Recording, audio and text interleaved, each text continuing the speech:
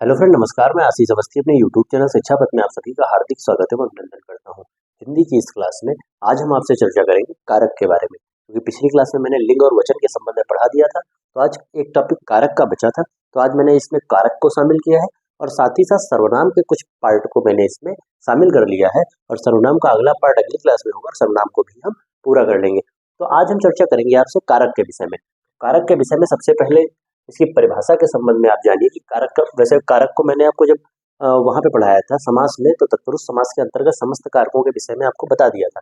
लेकिन आज इसको मैंने विशेष तौर पे शामिल किया है और यहाँ से आपकी परीक्षाओं में प्रश्न बनते भी हैं और आज की इस क्लास के बाद आप कारक को बहुत आसानी से पहचान पाएंगे और इससे जो भी जो खासकर आपकी परीक्षाओं में जो वाक्य शुद्धि वाले प्रश्न आते हैं इससे संबंधित, उनको आप बहुत आसानी से बना पाएंगे। तो इसकी परिभाषा के संबंध में याद रखिएगा, संज्ञा या सर्वनाम का वाक्य के अन्य पदों से विशेषता क्रिया से जो संबंध होता है उसे कारक कहते हैं। कहने का मतलब ये है कि कारक से हमको संज्ञा व सर्वनाम का खासकर क्रिया से जो संबंध स्पष्ट होता है क्या कहते हैं, कारक कहते हैं। जैसे एक वाक्य मैंने लिया है, राम ने रावण को बाण से मारा। राम ने रावण को बाण से मारा। अच्छा, क्रिया, क्योंकि मैंने यहाँ क्रिया से संबंध की बात की है तो सबसे पहली बात तो क्रिया क्या होता है, वैसे आगे मैं क्रिया आपको विस्तृत पढ़ाऊंगा, लेकिन मैं यहाँ पे संक्षिप्त रूप से आपको बता दे रहा हूँ कि जिस शब्द से कार्य का करना या होना पाया जाता है उसे क्रिया कहते हैं। कहने का मतलब जो कार्य हो रहा होगा वही क्रिया होगी। तो जैसे राम ने रावण को बाण से मारा, इसमें कौन सा कार्य हो रहा है? कार्य हो रहा है मारने का। किसका कार्य हो रहा है? मारने का कार्य हो रहा है। तो अब मैंने बताया कि संज्ञा व सर्वनाम का जो संबंध क्रिया से होता है वही कारक कहलाता है। तो यहाँ पे पहली संज्ञा हमको राम मिल गई, दूसरी रावण मिल गई, तीसरी बाण मिल गई। तीन संज्ञाएं हैं और इन तीन संज्ञाओं का जो संबंध क्रिया, जो कि इसमें मारा क्रिया है, उससे होगा, उसी को कारक कहेंगे। तो उसी के संबंध में आप समझिए। जैसे इस वाक्य में राम क्रिया मारा का कर्ता है। कर्ता किसे कहते हैं? जो कार्य को कर रहा होता है उसको कर्ता कहते हैं। तो यहाँ पे कौन सा काम हो रहा है? मारने का काम हो रहा है। किसके द्वारा हो रहा है? राम के द्वारा हो रहा है। तो यही लिखा है राम ने, तो कौन सा कारक हो गया यहाँ पे? कर्ता कारक हो गया। राम क्या है? कर्ता है। राम ने रावण को, अब किसको मारा जा रहा है? काम क्या हो रहा है? मारने का। पहले मैंने पूछा कि किसके द्वारा मारा जा रहा है, तो राम के द्वारा, इसलिए राम कर्ता हो गया, क्योंकि जो कार्य करता है वह कर्ता होता है। फिर बात है कि किसको मारा, यानी कि देखो यहाँ पे जो मैंने कर्म लिखा है कि क्रिया से प्रभावित होने वाला, तो अब इससे प्रभावित कौन? जो कार्य किया जा रहा है वह किसके द्वारा किया जा रहा है? तो वह कर्ता के द्वारा, यानी राम के द्वारा किया जा रहा है। और इस कार्य से प्रभावित कौन हो रहा है? जो मारने का कार्य हो रहा है, से प्रभावित कौन हो रहा है? तो वह रावण हो रहा है। इसलिए रावण क्या है? कर्म कारक हो जाएगा। रावण कौन सा कारक है? कर्म कारक है, क्योंकि यह क्रिया से प्रभावित होता है। फिर बाण से मारा। अब बात आ जाएगी कि क्रिया का साधन क्या है, यानी कि मारने का साधन क्या है? तो मारने का साधन बाण है, इसलिए यह कौन सा कारक हो जाएगा? कर्ण कारक हो जाएगा। तो इसी तरीके से आपको पहचानना है और वाक्य शुद्धि में यदि आपको कहीं कोई गलती दिखती है तो आप इससे बना पाएंगे। तो वही बात मैंने यहाँ लिखी है कि इस वाक्य में राम क्रिया मारा का करता है, क्योंकि काम किसके द्वारा किया जा रहा है? राम के द्वारा, इसलिए राम करता हो गया। रावण इस मारण क्रिया का कर्म है। मैंने बताया तो कर्म के विषय में क्या लिया कि क्रिया से प्रभावित होने वाला, क्रिया से प्रभावित होने वाला जो शब्द होगा वह कर्म कहलाएगा। तो इस क्रिया से रावण चूंकि प्रभावित हो रहा है, इसलिए क्या है? कर्म कारक है। फिर बाण से यह क्रिया संपन्न की गई है। कहने का मतलब ये है कि बाण के द्वारा यह क्रिया संपन्न की गई, यानी कि इस क्रिया का साधन क्या है? वह बाण है, अतः बाण क्रिया का साधन होने से कर्ण कारक है। मेरे हिसाब से आप समझ गए होंगे। फिर कारकों की पहचान मैंने यहाँ पे ली है। अब कारकों को आपको पहचानना कैसे? एक तो सबसे पहली बात, कारक जो मैंने लिखे उसके चिन्ह क्या होते हैं वो आपको पता होने चाहिए, और इसको आप कैसे पहचानेंगे कौन सा कारक। तो उसके संबंध में सबसे पहला मैंने लिया है कर्ता कारक। तो जब मैंने आपको वहां पे कारक पढ़ाया था तो मैंने बताया था कर्ता कारक का चिन्ह क्या होता है? ने। कौन सा चिन्ह होता है? ने। और इसमें कर्ता क्या होता है? क्रिया को संपन्न करने वाला। कर्ता किसे कहेंगे? जो क्रिया को संपन्न करने वाला, जिसके द्वारा कार्य किया जा रहा हो। जो कार्य किया जा रहा है वह क्रिया होता है और जिसके द्वारा कार्य किया जाएगा वह कर्ता होता है। फिर कर्म, कर्म का चिन्ह होता है को। कर्म कारक का क्या चिन्ह होगा? को। और इससे संबंधित आपको क्या याद रखना है कि क्रिया से प्रभावित होने वाला, जो क्रिया से प्रभावित हो रहा होगा वह क्या होगा? कर्म कारक होगा। फिर आपका आता है कर्ण कारक। कर्ण कारक का चिन्ह होता है, एक आपको से मिल सकता है या के द्वारा मिल सकता है, से या के द्वारा। तो क्रिया का साधन या उपकरण, तो क्रिया का साधन उपकरण, जैसे इसमें बाण था तो क्या था? कर्ण कारक का उदाहरण था। तो जो क्रिया का साधन या उपकरण के रूप में जिसका प्रयोग होगा वह कौन सा कारक होगा? कर्ण कारक होगा, और इसका चिन्ह से या के द्वारा होगा। फिर आपका आता है संप्रदान। संप्रदान का चिन्ह होता है को और के लिए। अब यहाँ पे आपके मन में कंफ्यूजन की स्थिति उत्पन्न होगी कि कर्म कारक का भी चिन्ह को था और संप्रदान के लिए भी कहीं कहीं को का प्रयोग किया जाता है। वैसे इसका मूलता चिन्ह के लिए है, लेकिन कहीं कहीं को का भी प्रयोग किया जाता है। तो इसके अंतर को भी मैं आपको स्पष्ट कर दूंगा। कि जिससे क्रिया के उद्देश्य या प्रयोजन का बोध हो, जिसके लिए कोई क्रिया संपन्न की जाए या जिसे कुछ प्रदान किया जाए। आपको क्या याद रखना है कि पहली चीज संप्रदान कारक में यदि के लिए का किसी वाक्य में के लिए चिन्ह का प्रयोग आ रहा है तो वह संप्रदान कारक का उदाहरण होगा। लेकिन यदि कभी किसी को कोई चीज प्रदान की जा रही है, यानी कि किसी को कोई चीज दी जा रही है, जैसे राजा ने गरीबों को कंबल दिए, राजा ने गरीबों को कंबल दिए, तो यहाँ पे चिन्ह तो को का आ रहा है, तो आपके हिसाब से कर्म कारक होना चाहिए था। लेकिन चूंकि यह चीज राजा द्वारा प्रदान की जा रही है, तो जहाँ पे कोई चीज प्रदान की जाएगी तो भले ही चिन्ह को का लगा होगा, वहां पे कारक कौन सा होगा? संप्रदान कारक होगा। तो को के संबंध में आपको ये बात बिल्कुल याद रखनी है कि यदि कोई चीज किसी दूसरे को प्रदान की जा रही, दी जा रही है, उस स्थिति में चिन्ह को का भी लगा है, तब भी कारक कौन सा होगा? संप्रदान कारक होगा। फिर अपादान, अपादान में आ गया चिन्ह से।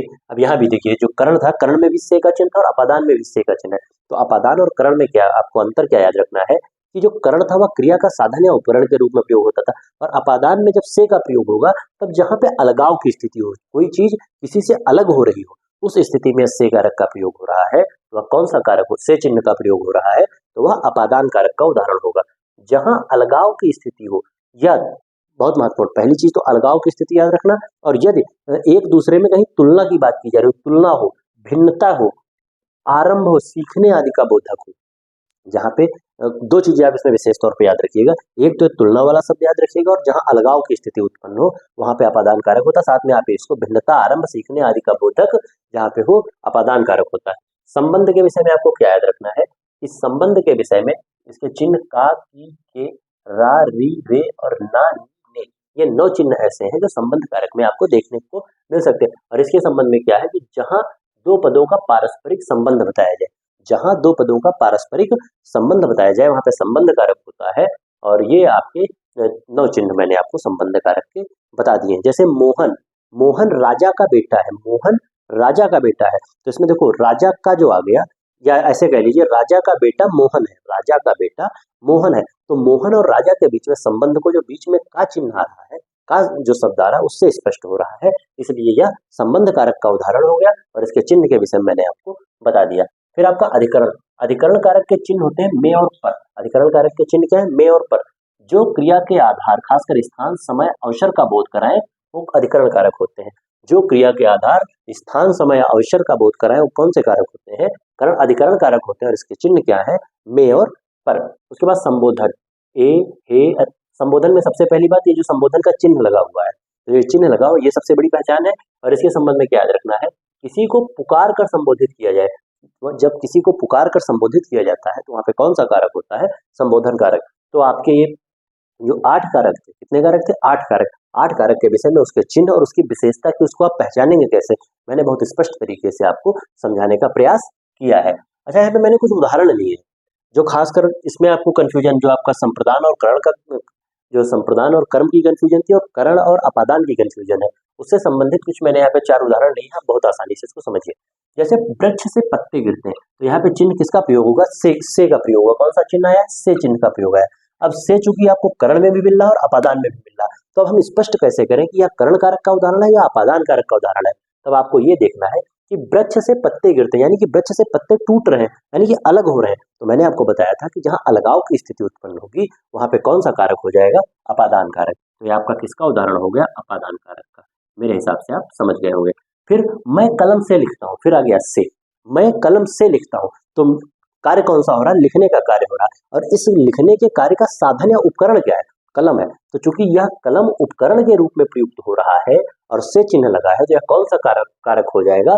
आपका कर्ण कारक। कौन सा कारक? कर्ण कारक हो जाएगा। मेरे हिसाब से आप समझ गए होंगे। ऊपर अलगाव की स्थिति थी इसलिए अपादान कारक था, और यहाँ पे चूंकि कलम जो था वह एक साधन के रूप में प्रयोग हो रहा था, इसलिए यहाँ पे कर्ण कारक का प्रयोग हुआ। फिर अध्यापक ने बच्चे को पीटा, अध्यापक ने बच्चे को पीटा, देखो सबसे पहले तो ये कर्ता कारक हुआ, ने का चिन्ह आ गया। इसी तरीके से आपको पहचानना है, देखो यहाँ पे ने चिन्ह था, इसलिए हमको ये पता चल गया कि अध्यापक इसमें किस कारक का उदाहरण है?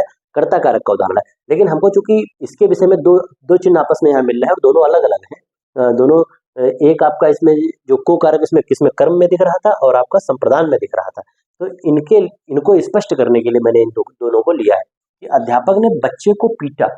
अध्यापक ने किसको पीटा? बच्चे को पीटा, तो यहाँ पे साधारण किसी को कुछ देने की बात तो हो नहीं रही। और मैंने जब आपको बताया था यदि कहीं पे किसी को कुछ प्रदान करने की बात होगी वहां तो संप्रदान कारक हो जाएगा, लेकिन ये साधारण को का चिन्ह आ जाएगा तो किसका उदाहरण हो जाएगा? आपका कर्म कारक का। क्योंकि कर्म कारक में मैंने आपको क्या बताया है, अध्यापक ने बच्चे को पीटा, कार्य क्या किया जा रहा है? पीटने का। क्रिया कौन सी है इसमें? पीटना। कार्य हो रहा है पीटने का।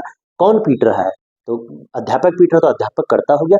और यह किसको, जो कर्म में क्या लिखा, क्रिया से प्रभावित होने वाला, तो पीटने से प्रभावित कौन हो रहा है? जो कि बच्चा हो रहा है, बच्चे को पीटा जा रहा है, इसलिए बच्चा जो है किस कारक का उदाहरण हो जाएगा? कर्म कारक का। फिर देखो, अध्यापक ने बच्चे को टॉफी दी, यहाँ पे देखो कार्य क्या हो रहा है? देने का। काहे का कार्य हो रहा है? देने का। तो जब मैंने आपको बताया था कोई चीज किसी को प्रदान की जाती है और साथ में ये को चिन्ह आ जाएगा तो वह किसका उदाहरण हो जाएगा? वह आपका संप्रदान का उदाहरण हो जाएगा। तो मेरे हिसाब से आप समझ पाए होंगे। तो देखो यहाँ भी को चिन्ह है, यहाँ भी को चिन्ह है, लेकिन ऊपर आपका कर्म कारक है, नीचे संप्रदान कारक है, क्योंकि यहाँ पे संप्रदान कारक में कोई चीज प्रदान की जा रही है, बच्चों को टॉफी प्रदान की जा रही है, इसलिए यहाँ पे संप्रदान कारक है। तो मेरे हिसाब से इन कारक के जो भेद थे उनको बहुत आसानी से आपने समझा होगा, इसके अंतर को आप समझ पाएंगे और इससे आपसे प्रश्न बनेंगे कैसे? प्रश्न इसी तरीके के बनेंगे, कहीं आपको सीधे कारक पहचानने को दे दिया जाएगा और कभी कभी वाक्य शुद्धि में गलत कारक का प्रयोग करके वाक्य लिखा होगा तो आप उस कारक को सुधार कर वाक्य शुद्धि में इससे प्रश्न बना सकते हैं। इसके बाद मैंने लिया है सर्वनाम। सर्वनाम एक छोटा टॉपिक था, तो लेकिन फिर भी आज इसके मैंने 2 भेद ले लिए और इसमें चूंकि कुल 6 भेद हैं तो 4 भेदों को मैं अगली क्लास में आपसे डिस्कस करूंगा। इसके संबंध में आप जानिए। सर्वनाम की परिभाषा मैंने लिखी है कि सब नामों के बदले में जो शब्द आए वह सर्वनाम है। सब नामों, या सारे नाम क्या होते थे? जब मैंने आपको संज्ञा बताया था, जितने भी नाम होते हैं वह सब संज्ञा होते हैं। तो इसका मतलब क्या है कि यदि जो संज्ञा के स्थान पर प्रयुक्त हो, संज्ञा के स्थान पर जो शब्द प्रयोग में लाए जाते हैं उन्हें सर्वनाम कहते हैं। जैसे राम अच्छा लड़का है, जैसे मैंने एक वाक्य बोला आपसे, राम अच्छा लड़का है, तो इसमें संज्ञा क्या है? राम। और उसी क्रम में मैंने इस वाक्य को आगे बढ़ाते हुए बोला कि वह क्रिकेट खेलता है। राम अच्छा लड़का है, वह क्रिकेट खेलता है। तो जब मैंने वहां पे वह का प्रयोग कर दिया है तो किसके लिए प्रयोग किया? राम के लिए प्रयोग किया। तो संज्ञा के स्थान पर मैंने जिस शब्द का वहां पे प्रयोग, राम के स्थान पर मैंने वह का प्रयोग कर दिया, तो यही जो वह है वह क्या हो जाएगा? सर्वनाम हो जाएगा। तो आप समझ गए होंगे कि जिन शब्दों का प्रयोग संज्ञा के स्थान पर किया जाता है उन्हें सर्वनाम कहते हैं। इसके भेद के संबंध में क्या आपको याद रखना है कि सर्वनाम के 6 भेद होते हैं। सर्वनाम के कितने भेद होते हैं? 6 भेद। जैसे सबसे पहला आपका पुरुषवाचक सर्वनाम हो जाएगा, फिर निश्चयवाचक सर्वनाम है, अनिश्चयवाचक सर्वनाम है, फिर आपका प्रश्नवाचक सर्वनाम है, संबंधवाचक सर्वनाम है और निजवाचक सर्वनाम है। ये 6 सर्वनाम मैंने आपको सर्वनाम के भेद बताए। पुरुषवाचक सर्वनाम, निश्चयवाचक सर्वनाम, अनिश्चयवाचक सर्वनाम, संबंधवाचक सर्वनाम, प्रश्नवाचक सर्वनाम और निजवाचक सर्वनाम। ये 6 सर्वनाम के भेद हमको पढ़ने हैं। लेकिन एक प्रश्न यहाँ से डायरेक्ट पूछ लेता है आपसे कभी कभी कि सर्वनाम की संख्या क्या है? सर्वनाम की संख्या कितनी? तब आपको कंफ्यूज नहीं होना है, वहां पे आप इसका जवाब 6 मत लगा दीजिएगा। अगर आपसे सर्वनाम के भेद पूछे तब 6 हो जाएगा हमारा जवाब, और यदि सर्वनाम की संख्या आपसे पूछ ले तो सर्वनाम की संख्या, मूलतः सर्वनाम की संख्या 11 होती है। कितनी होती है? 11 होती है। इसमें देखिए कौन कौन से सर्वनाम शामिल है? मैं, तू, आप, यह, वह, जो, सो, कोई, कुछ, कौन और क्या, ये 11 मूलतः सर्वनाम होते हैं। तो यदि आपसे सर्वनाम के भेद पूछा जाएगा तो 6 भेद है, 6 भेदों को मैंने आपको बता दिया। और यह सर्वनाम की संख्या आपसे पूछी जाए तो सर्वनाम की संख्या 11 हो जाती है। इसके बाद इसके पहले भेद को मैंने लिया है पुरुषवाचक सर्वनाम। पुरुषवाचक सर्वनाम में क्या देखना है कि जो पुरुषों के नाम के बदले आते हैं, पुरुषों यानी कि पुरुष या स्त्री दोनों की बात हो रही है, जो पुरुष या स्त्री दोनों के नाम के बदले जिन सर्वनाम का प्रयोग किया जाता है उन्हें क्या कहा जाता है? पुरुषवाचक सर्वनाम कहते हैं। और इसके 3 प्रकार होते हैं।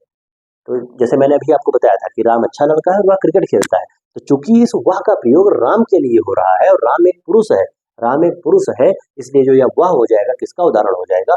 पुरुषवाचक सर्वनाम का उदाहरण हो जाएगा। अच्छा, पुरुषवाचक सर्वनाम के भी 3 प्रकार होते हैं। इसमें उत्तम पुरुष होता है, मध्यम पुरुष होता है और अन्य पुरुष होता है। इसके संबंध में भी आप जान लीजिए। उत्तम पुरुष का प्रयोग किसके लिए होता है? वक्ता के लिए, यानी कि जो बोलने वाला होता है उसके लिए उत्तम पुरुष का। जैसे मैं क्लास ले रहा हूँ तो मैं चूंकि बोल रहा हूँ तो मैं एक वक्ता का कार्य कर रहा हूँ, तो मेरे लिए किस सर्वनाम का प्रयोग होगा? तो उत्तम पुरुष सर्वनाम का प्रयोग होगा। फिर लिखने वाला होता है उसके लिए भी उत्तम पुरुष सर्वनाम का प्रयोग किया जाता है। और उत्तम पुरुष सर्वनाम में कौन कौन से शामिल है? मैं, हम, मैंने, हमने, मेरा, हमारा, मुझे और मुझको, ये उत्तम पुरुष सर्वनाम के उदाहरण है। फिर मध्यम पुरुष में क्या है? श्रोता के लिए इसका प्रयोग होता है। जो मध्यम पुरुष सर्वनाम है उसका प्रयोग श्रोता के लिए होता है। जैसे आप मेरी क्लास को देख रहे हैं तो चूंकि आप मेरी बातों को सुन रहे हैं तो आपके लिए मध्यम पुरुष सर्वनाम का प्रयोग हो जाएगा। इसमें तू, तुम, तुमने, तुझे, तूने, तुम्हें, तुमको, तुमसे, आपने, आपको। वही बात मैंने की कि आप, चूंकि आप मेरी क्लास को देख रहे हैं इसलिए मैंने किसका प्रयोग, आपके लिए किसका प्रयोग किया, आपका प्रयोग किया। और मैंने अपने लिए मैं बार बार अपने लिए किसका प्रयोग कर रहा हूँ, मैं का प्रयोग कर रहा हूँ, क्योंकि मैं वक्ता हूँ और आप श्रोता हैं। फिर अन्य पुरुष, तो इस वक्ता, लेखक और श्रोता के अतिरिक्त के लिए, या तो ना वक्ता, ना लेखक और ना श्रोता, इन तीनों का प्रयोग मैंने ऊपर बता दिया। और इनके अतिरिक्त सबके लिए किसका प्रयोग होता है, अन्य पुरुषवाचक सर्वनाम का हो जाएगा, जिसमें यह, वह, वे, ए, इन, उन, उनको, उनसे, इन्हें, उन्हें, इससे और उसको, ये अन्य पुरुषवाचक सर्वनाम के उदाहरण है। तो उत्तम पुरुष में मैंने आपको बता दिया कि वक्ता और लेखक के लिए, मध्यम पुरुष में श्रोता के लिए इसका प्रयोग होता है, और जो आपका वक्ता, लेखक और श्रोता को छोड़कर यदि किसी अन्य के लिए प्रयोग किया जाता है तो किस सर्वनाम का प्रयोग होगा, अन्य पुरुषवाचक सर्वनाम का प्रयोग हो जाएगा। फिर दूसरा मैंने लिया है निश्चयवाचक सर्वनाम। तो निश्चयवाचक सर्वनाम में आपको क्या याद रखना है कि निकट या दूर की वस्तुओं या व्यक्तियों का निश्चयात्मक संकेत जिन शब्दों से व्यक्त होता है उन्हें निश्चयवाचक सर्वनाम कहते हैं। कहने का मतलब ये है कि जिससे निश्चयात्मक, जो निश्चयात्मक शब्द लिखा है, जब हम किसी सर्वनाम का किसी के लिए प्रयोग कर रहे हैं, निश्चित रूप से उसके लिए प्रयोग कर रहे हैं, तो वहां पे निश्चयवाचक सर्वनाम हो जाएगा। और इसके उदाहरण क्या है, यह, वह, ए, वे, ये इसके शब्द आएंगे, ये सर्वनाम इसमें आएंगे, यह, वह, ए, वे। जैसे उदाहरण मैंने लिया है, यह मेरी पुस्तक है, यह मेरी पुस्तक है। तो जो यह इशारा है, जो यह किसकी तरफ संकेत कर रहा है, तो यह यहाँ पे सर्वनाम क्या है, यह सर्वनाम है। और यह किसकी तरफ इशारा कर रहा है, पुस्तक की तरफ इशारा कर रहा है।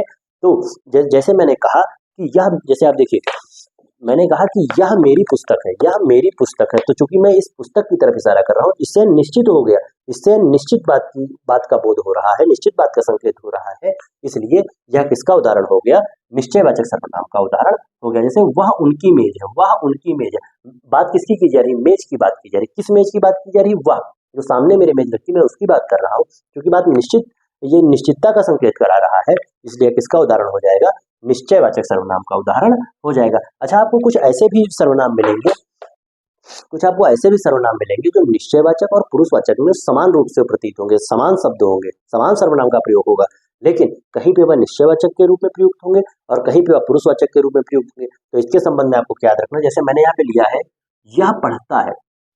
तो चूंकि यह पढ़ता है, मैंने कहा राम पढ़ता है, राम पढ़ता है, और राम के स्थान पे मैंने यहाँ पे यह लिख दिया, चूंकि इसका प्रयोग संज्ञा के स्थान पर हो रहा है। किसके स्थान पर, संज्ञा के स्थान पर हो रहा, और कर्ता के रूप में हो रहा, और किसी पुरुष के लिए हो रहा। भाई कौन पढ़ेगा, या तो कोई पुरुष या कोई महिला, कोई भी पढ़ सकता है, कोई बच्चा पढ़ेगा। तो चूंकि यह पुरुष के लिए, किसी व्यक्ति के लिए प्रयुक्त हो रहा है, इसलिए यह किसका उदाहरण हो जाएगा, यह आपका पुरुषवाचक सर्वनाम का उदाहरण हो जाएगा। अच्छा ठीक, मैंने ऊपर यहाँ पे लिखा है कि यह मेरी पुस्तक है, तो यह से किस बात का बोध हो रहा था, निश्चितता का बोध हो रहा था, इसलिए निश्चयवाचक सर्वनाम का उदाहरण है। और यह पढ़ता है, जब मैंने यह पढ़ता है आपसे कहा, तो इसमें पुरुष जाति का बोध हो रहा है। किसका बोध हो रहा है, पुरुष जाति का बोध हो रहा है, इसलिए यह पुरुषवाचक का उदाहरण है। जैसे वह बहुत खेलता है, मैंने लिया वह बहुत खेलता है, तो आप देखिए वह निश्चयवाचक सर्वनाम में भी आता है, लेकिन चूंकि यहाँ पे एक कर्ता के रूप में इसकी बात की जा रही, वह की बात एक कर्ता के रूप में बात की जा रही, तो कौन खेलेगा, कोई पुरुष, मतलब कहने का मतलब है कोई ह्यूमन बीइंग ही तो खेलेगा, कोई पुरुष या महिला या बच्चे कोई खेलेंगे। तो चूंकि यहाँ पे एक पुरुष वाचक शब्द का बोध हो रहा है सुबह से, इसलिए किसका उदाहरण हो जाएगा, पुरुषवाचक सर्वनाम का उदाहरण हो जाएगा। तो कहने का मतलब मेरा ये है कि आपको यह वह ऐसे शब्द दिख जाए तो आप एकदम कंफ्यूज मत हो जाइएगा कि निश्चयवाचक सर्वनाम का उदाहरण है, बल्कि वाक्य प्रयोग के आधार पर आप उसको देख लीजिएगा कि इसका प्रयोग किसके लिए किया जा रहा है, और इस अर्थ को आप बहुत आसानी से मेरे हिसाब से समझ भी गए होंगे। फिलहाल आज की क्लास को मैं यहीं पे समाप्त करूंगा, और अगली क्लास में जो 4 अन्य भेद इसके बचे हुए हैं, सर्वनाम के जो 4 अन्य भेद बचे हैं, जिसमें आपका अनिश्चयवाचक सर्वनाम है, संबंधवाचक सर्वनाम है, प्रश्नवाचक सर्वनाम है, निजवाचक सर्वनाम है, इसकी चर्चा मैं अगली क्लास में आपसे करूंगा। फिलहाल आज की क्लास को मैं यहीं पे समाप्त करता हूं। अगर आपको मेरा वीडियो पसंद आए तो उसको लाइक कीजिए, शेयर कीजिए, और मेरे चैनल शिक्षा पथ को सब्सक्राइब कीजिए। बहुत बहुत धन्यवाद, नमस्कार।